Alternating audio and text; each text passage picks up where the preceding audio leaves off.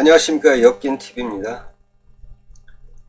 여러분 제 방송을 잘 모르시는 분이 있어서 한번 말씀드리겠습니다. 제 방송은 한민족의 잘못된 역사를 기록을 바탕으로 분석해드리는 방송입니다. 아셨죠? 오늘은 서기 400년에 말이에요. 신라에 왜군이 쳐들어옵니다. 그래서 고구려가 신라에 파병을 합니다. 이게 사실인지, 만약에 이게 사실이라면 왜 고구려군이 파병을 했는지 그 이유에 대해서 한번 알아보겠습니다. 먼저 이 고구려군의 파병에 대해서 기본 정사에는 안 나옵니다. 삼국사기나 삼국유사에는 나오질 않아요. 물론 이제 추정할 수 있는 내용은 나오는데 정확하게 나오지는 않습니다. 어디에 나오냐면 광개토왕 비문에 나옵니다. 서기 400년 왕이 보병과 기병, 여기서 왕은 광개토왕입니다. 보병과 기병 도합 5만 명을 신라에 보냅니다. 그래서 신라성, 경주겠죠, 금성. 신라성에 이르니 그곳에 왜군이 가득하였다. 그냥 왜군이 그냥 잔뜩 있었던 거야. 그래서 고구려군이 도착을 하니까 이제 왜군이 도망칩니다. 그래서 쫓아가가지고 임나가라의 종벌성에 이르러서 그래서 항복을 받았다는 내용입니다. 그러니까 신라를 공격한 주체는 왜군입니다. 그리고 임나가라, 생소하죠.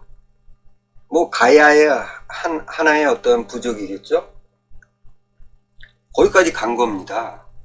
그렇다면 왜군, 그 다음에 가야의 어떤 별종인 임나가라 군이 신라를 공격한 겁니다.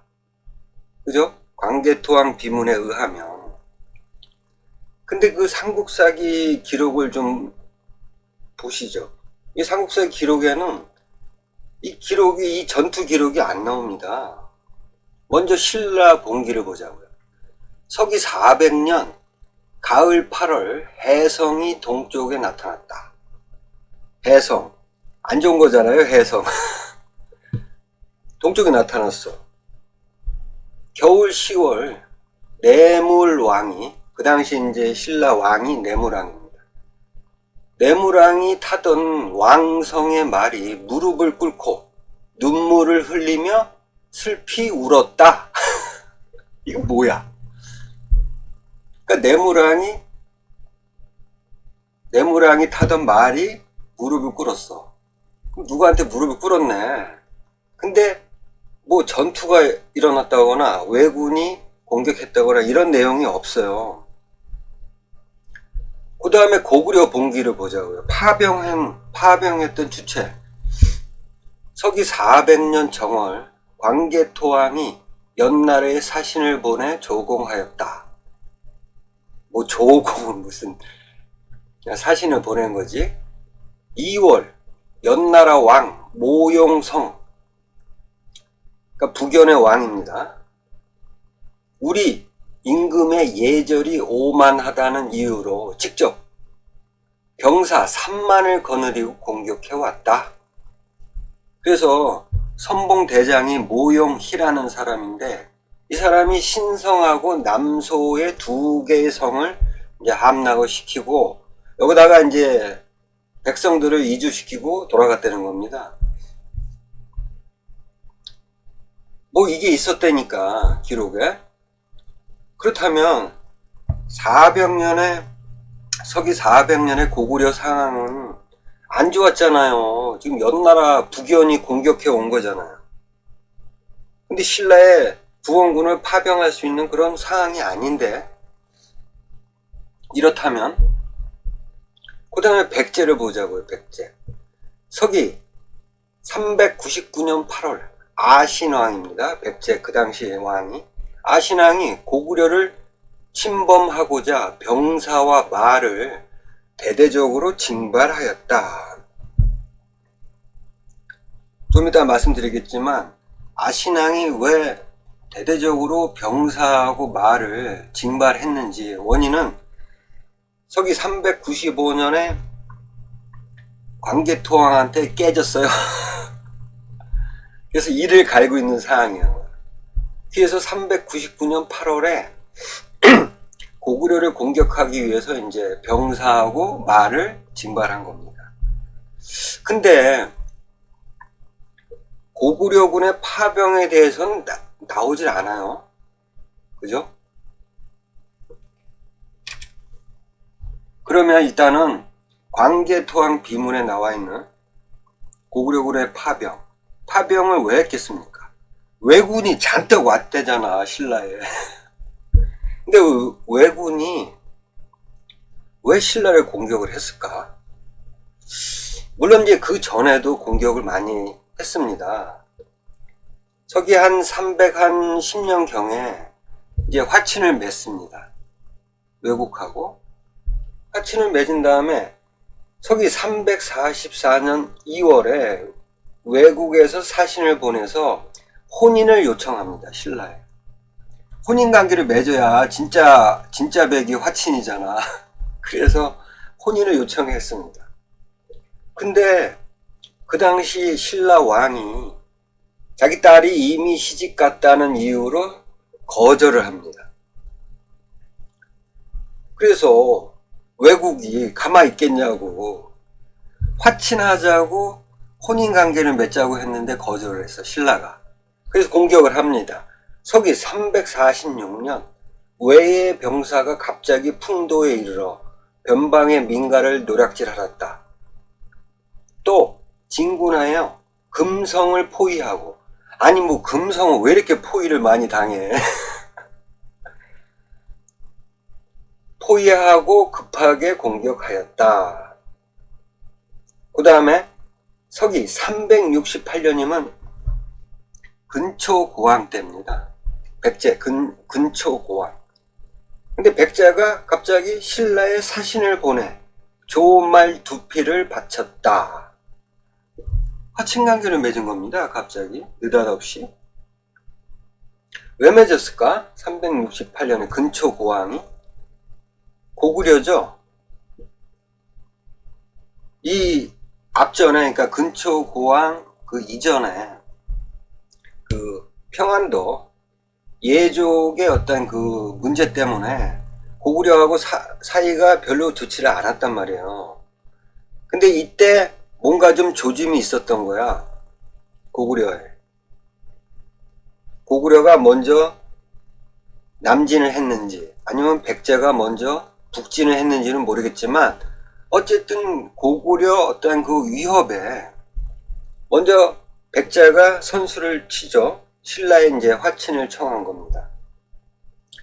그리고 이때 뭐 기록에는 안 나와 있지만 백제가 임나가야, 그러니까 가야의 어떤 그 별종의 하나인 임나가야를 통해서 외국에 사신을 보냈다고 생각합니다.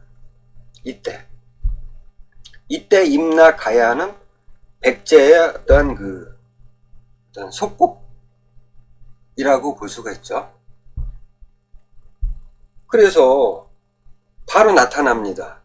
서기 371년 겨울 근초고왕이 이제 태자 구수왕, 나중에 구수와 함께 정예군 3만을 거느리고 평양성을 공격하였다. 고구려 왕 사유, 고곡 원왕입니다. 필사적으로 항전하다가 화살에 맞아 죽었다. 이겁니다. 고구려 왕이 죽은 겁니다. 백제한테.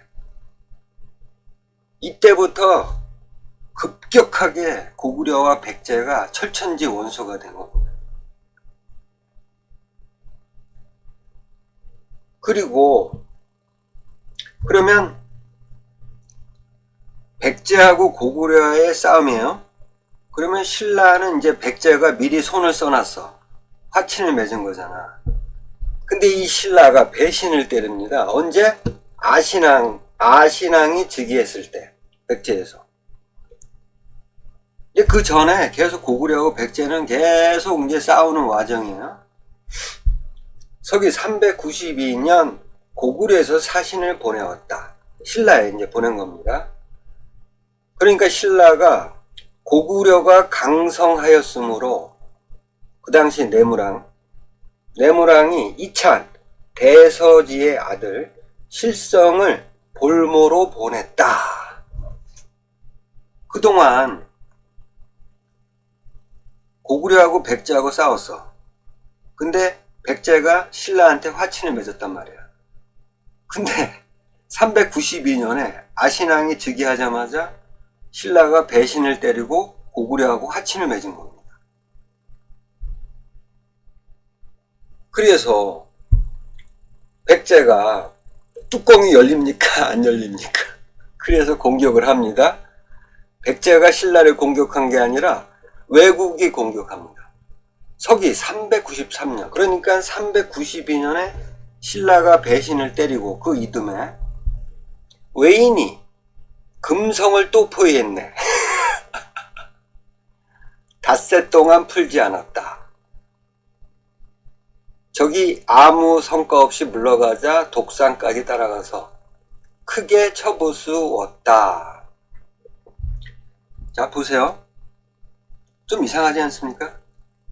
그동안 화친 관계에 맺고 있었던 신라가 고구려 편에 섰어. 그러자마자 외국이 공격을 합니다. 신라를. 그렇다면 이때 외국이 신라를 공격한 그 주요 요인이 뭘까요? 제가 볼 때는 백제라고 생각합니다. 임나가라가 공격을 한 겁니다. 제가 볼 때. 그리고 기록상에는 안 나오지만 서기 395년에 백제 아신앙이 고구려를 공격하다가 대패를 합니다. 그래가지고 이제 이게 1대1 전면전은 좀 어렵다고 아신앙이 아마도 생각을 했던 것 같아요. 그래서 외국에 도움을 요청하고자 그 당시 태자입니다.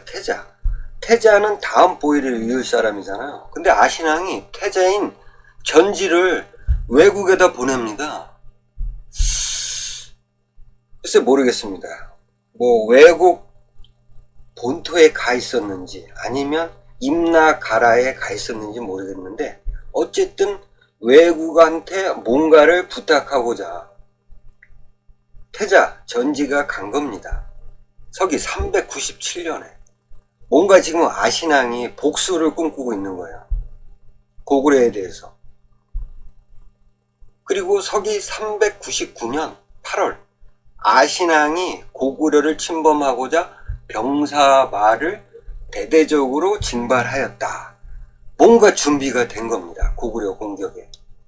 이때 외국의 참전을 요구했다고 봅니다. 백제가. 이미 태자 전지가 가 있잖아요. 외국에. 그래서 우리가 이런 계획이 있으니 외국도 이렇게 좀 백제한테 좀 따라와라. 이런 전술이 있다. 응? 그렇게 아마 외국한테 가서 얘기를 했던 것 같아요. 그래서 외국이 참전을 한 겁니다. 그래서 서기 403년, 그러니까 전쟁이 끝난 후에 외국에서 사신이 왔다. 아신앙이 이들을 환영하고 위로하였으며 특별히 대우하였다. 고마운 거지. 참전해 줬으니까. 어쨌든 이거로 봤을 때는 서기 400년에 어떤 이러한 전투가 신라에서 벌어진 것 같아요. 그죠? 그러면 이 아신앙의 어떤 전략, 전술이 뭐였을까요? 광개토항 비문에 보면 399년, 서기 399년, 백제한. 고구려가 이제 백제를 한번 무너뜨렸잖아요. 백제한이 맹서를 어기고 외와 화통하였다.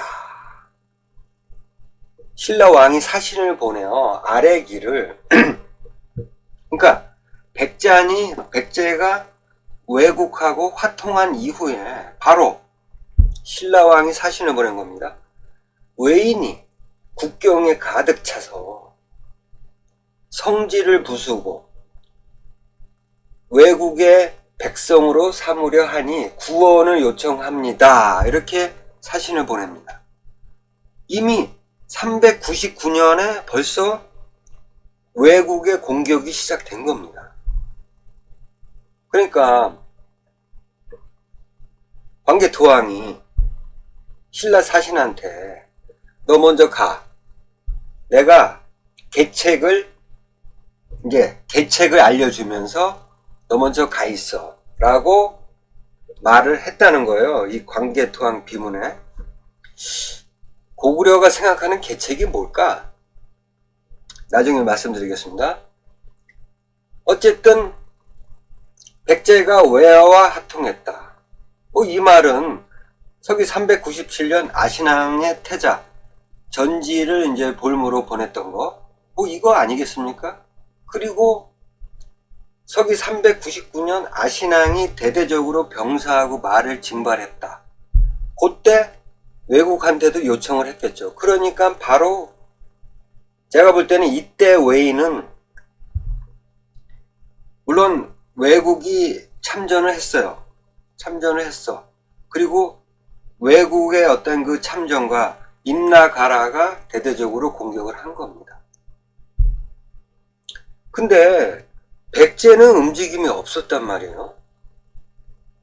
고구려를 공격했거나 고구려 어떤 성들을, 국경에 있는 성들을 공격했거나 이런 게 없단 말이에요. 400년에. 이거 뭐지? 근데 이거 임나가라가 참전을 했다는 거는 그 임나가라가 어디에 위치했는지는 정확하게 판단을 할 수가 없어요. 기록에 따르면 일본 서기죠. 일본 서기 기록에 따르면 임나가라는 경주의 서남쪽에 있다. 이런 기록도 있는데 도대체 서남쪽이 어디야?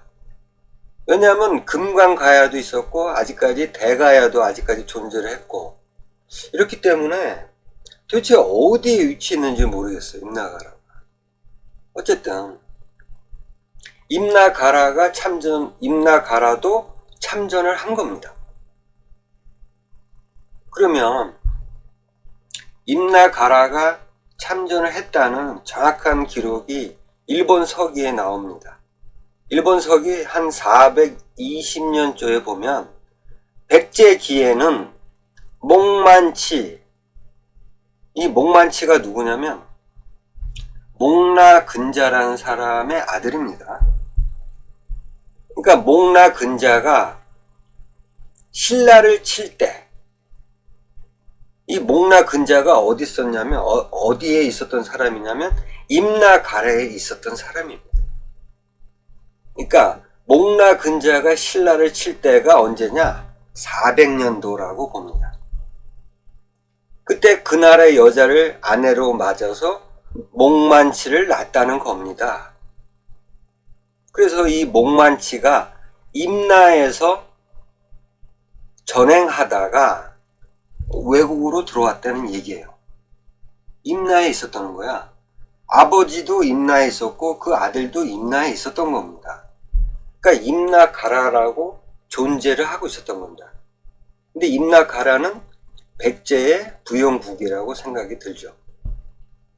그래서 외국하고 임나가라를 신라를 공격하라고 백제가 요청을 했는데 근데 백제는 움직임이 없었단 말이야. 왜 그랬을까요? 제가 볼 때는 백제의 전술은 이거였어요. 지금 백제와 고구려의 국경선이 있잖아요. 거기에 고구려군이 있단 말이야. 이거를 1대1 전면적으로는 이 백제 어떤 군이 이걸 승리를 할 수가 없는 상황이야. 그래서 어떤 전술을 썼냐면 이제 이 고구려 군을 눈을 좀 돌리고자 신라를 공격한 겁니다. 누구를 통해서? 임나가라하고 외국의 참전을 통해서. 그래서 만약에 고구려 군이 신라를 구원하기 위해서 만약에 움직임이 있다. 이때를 노려서 백제가 고구려를 칠 생각을 했던 것 같아요. 제가 생각할 때는.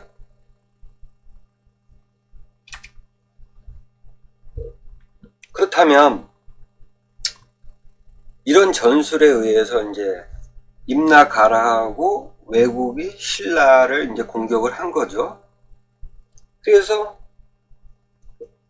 광개토왕 비문에 따르면 광개토왕이 보병과 기병, 도합 5만 명을 신라에 파병한 겁니다. 근데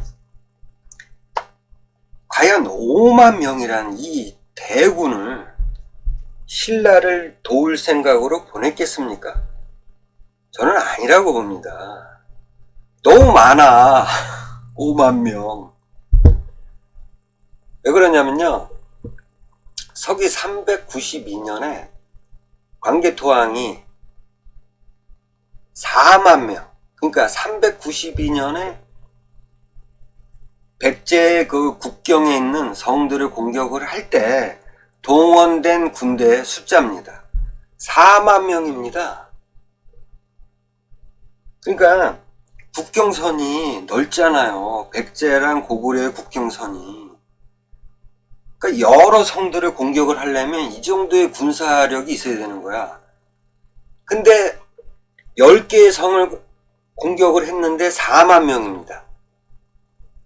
그럼 보통 한 개의 성에 한 4천 명씩. 그죠? 그러면 10개의 성을 공격할 때도 4만 명을 보냈는데, 그리고 광개토 대왕이 친정을 한 전쟁이란 말이에요. 근데 4만 명이야, 4만 명. 근데 신라를 도와주겠다고 보낸 군대가 5만을 보냈다? 말이 안 되는 거죠. 그리고 고구려군이 5만 명을 보낼 수가 없는 상황입니다. 왜 그러냐면 앞전에도 말씀드렸다시피 400년에 연나라 왕 모영성이 고구려를 공격했잖아요. 그래가지고 신성하고 남수성이 함락이 됐잖아. 근데 어떻게 군대를 5만 명씩이나 신라로 보낼 수 있겠습니까? 저는 아니라고 봅니다. 제가 생각할 때는 이 백제와 고구려의 어떤 국경에 있었던 고구려 군대, 그리고 지금 그 강원도 북쪽에 누가 있었습니까? 말갈이 있었죠. 말갈이, 물론 신라에 넘어간 말갈이 있지만 고구려로 넘어간 말갈이 있습니다. 그래서 말갈이 고구려 편에 섰던 말갈 군대가 참전했다고 봅니다. 그러니까 고구려군 플러스 말갈군 합해서 저는 한 10,000명 정도가 신라로 파병됐다고 봅니다. 그리고 시기는 언제냐? 시기. 좀 전에도 말씀드렸다시피 고구려 상황이 별로 안 좋았단 말이에요. 서기 400년 2월에 북연의 군대가 이제 고구려를 공격을 했죠. 근데 고구려 봉기에는 광개토 왕이 북연을 쳤다는 내용이 없습니다. 신성이랑 남수성 두 성을 빼앗고 거기다가 백성들까지 이주시키고 돌아갔대는데 고구려는 움직임이 없었어. 왜 그랬을까? 그렇다는 거는 제가 볼 때 이 국지전이 아니었을까. 연나라 군대가 고구려를 공격한 거는 사실이지만 이렇게 대규모의 어떤 공격이 아니었고 국지전이었다고 봅니다. 물론 광개토대왕이 어떤 생각이 있었겠죠. 뭐 나중에 바로 공격을 합니다. 어쨌든 400년도에는 고구려가 어떤 대규모의 군대를 파병할 수도 없을 뿐더러 그리고 2월에 이렇게 북연 군대가 고구려를 공격을 했어. 그렇다면 언제 보냈을까? 이 중앙에서 보내지는 않았을 거라는 얘기죠. 그렇다면은 고구려와 백제의 어떤 국경선에 있었던 고구려 군과 말갈군을 동원해서 불이 나게 보냈다고 생각을 합니다. 그때가 언제냐면은 삼국사기 신라 본기를 보면 대충 추정할 수가 있습니다. 서기 400년 가을 8월 해성이 동쪽에 나타났다. 해성이 별로 안 좋은 거잖아요. 겨울 10월 내무랑이 타던 말이 무릎을 꿇었다. 눈물을 흘렸다. 이걸 봤을 때 8월에서 9월 사이가 아니었을까. 저는 그렇게 생각을 합니다. 어쨌든 이 광개토왕 비문에 나와 있는 서기 400년 고구려가 신라에 파병한 것은 사실인 것 같아요. 이로 인해서 신라가 이때부터 고구려의 영향력 하에 들어갔다고 봅니다. 나중에 배신을 때리기 전까지. 아시겠죠? 다음에 또 좋은 내용으로 찾아뵙겠습니다. 감사합니다.